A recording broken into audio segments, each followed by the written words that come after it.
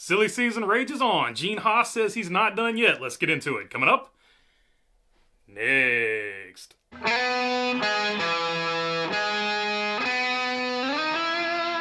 What's going on, everybody? Hope you're doing good today. All right, the rumors had been out there for a while. Nobody knew if they were true or not, but the day we found out that they are true, Gene Haas is going to retain one of the charters from Stewart HAAS Racing, as well as will continue to run the Xfinity Series team. Let's look at this tweet from Bob Pockers. Gene Haas will retain one SHR charter for the new entity, Haas Factory Team. It will also have 2-car Xfinity program will operate out of the current SHR facility. Joe Custer will run the operation. No mention of drivers, sponsors, or manufacturer in the news release. So that is huge on several fronts. First off, they're keeping the charter, so we know one charter is going to be out there. Will they stay with Ford with that car next season? Who the driver is going to be? I'm not really concerned about the sponsor because you know Haas will sponsor his own car. In fact, he had a statement that basically alludes to as much that it's important for his factory. Let's take a look at that. From True Speed Communications. My commitment to motorsports hasn't changed, just the scope of my involvement, Haas said.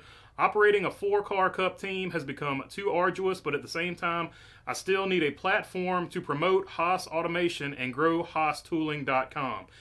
Maintaining my presence in Cup allows Haas Automation to compete at NASCAR's highest level, which is important to our customers and distributors. The Xfinity Series program provides a full weekend experience for our guests, and it delivers depth and scale to our overall operation.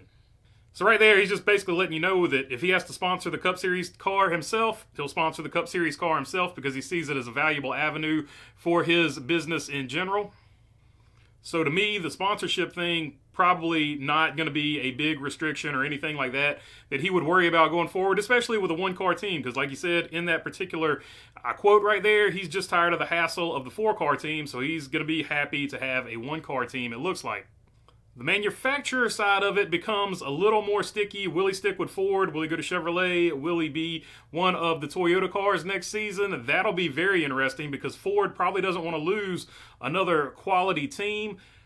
But it also begs the question, will this be a quality team going forward? Because let's take a look at Haas's track record when he had a team by himself.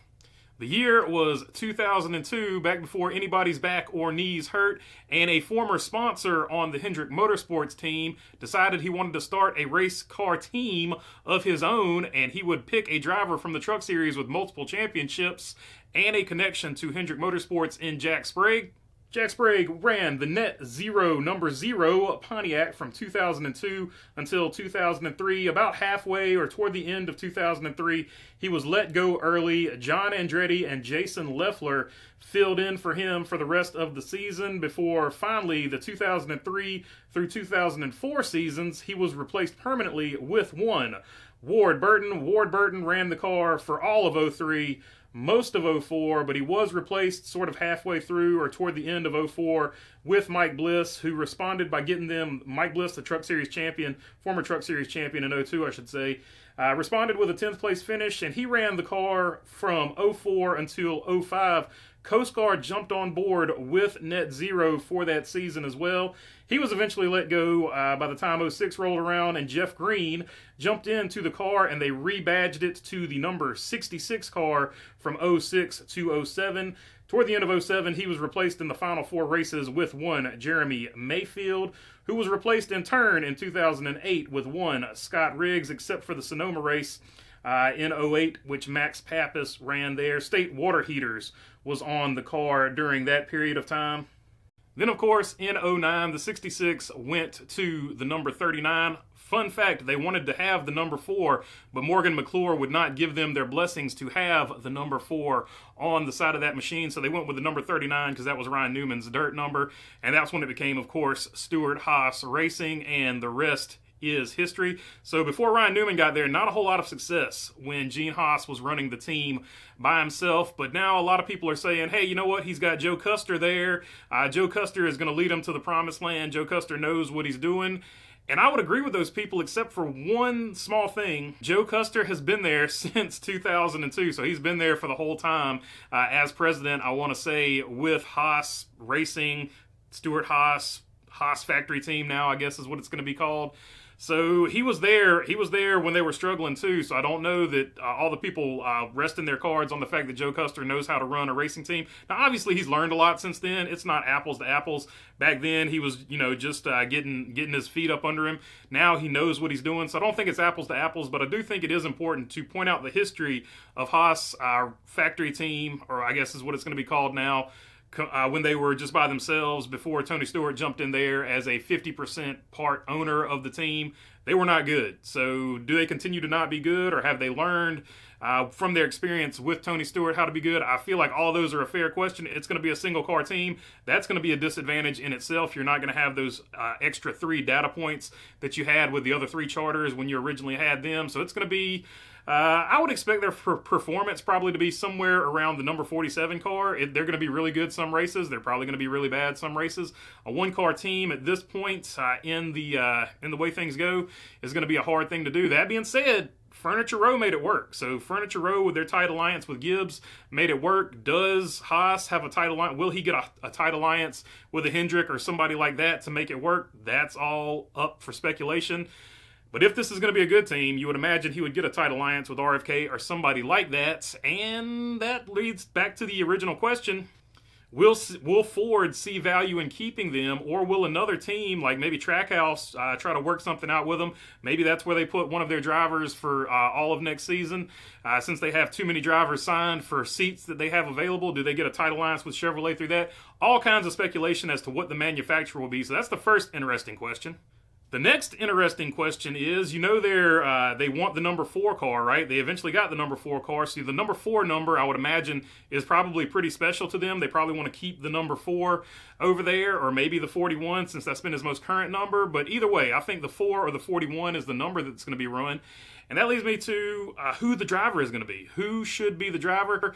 A lot of people speculating that it's going to be Cole Custer. I want to see Cole Custer back in the Cup Series. I think they bailed out on him just a little bit too early. I thought he showed a lot of promise. I thought he showed a lot of potential over there on a team that was struggling at the time. I didn't see anybody come in there and do any better in that 41 car than Cole Custer did. He's the only dude since Kurt Busch to win in it.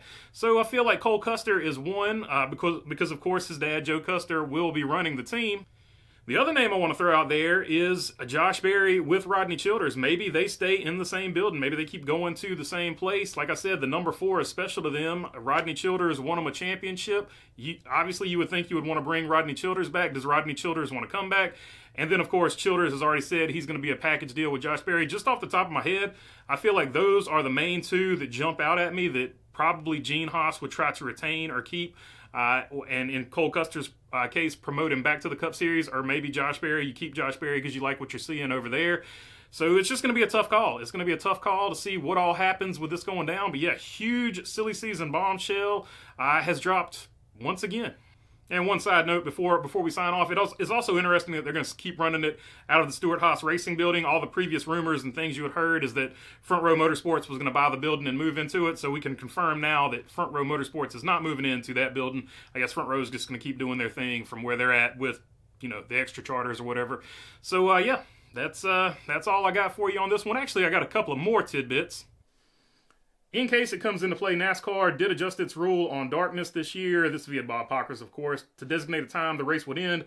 Once that time is hit, the next flag, the white flag, and the following lap is checkered with no overtime. That rule, of course, being in effect at tracks that don't have lights, and, NASCAR is just going to pick a time as when the race would end. And Frankie Muniz, Malcolm in the Middle, signed with Remy Brothers Racing. He'll race at Nashville, Bristol, Michigan for ARCA, and Kansas in the Truck Series for them. And that wraps it up. That's all I got for you on this one. If you made it this far, would love to have your subscription. If not, I'll keep making these things. If you're already subscribed, I appreciate you all as well. Question, comment, leave it down in the comment section. I try to get to as many of them as I can. And if you want to help out the channel, visit the merch store. The link is down in the description. T-shirts, hats, sweatshirts, stickers, and probably some other stuff that I'm not thinking about. And other than that, thanks for your time.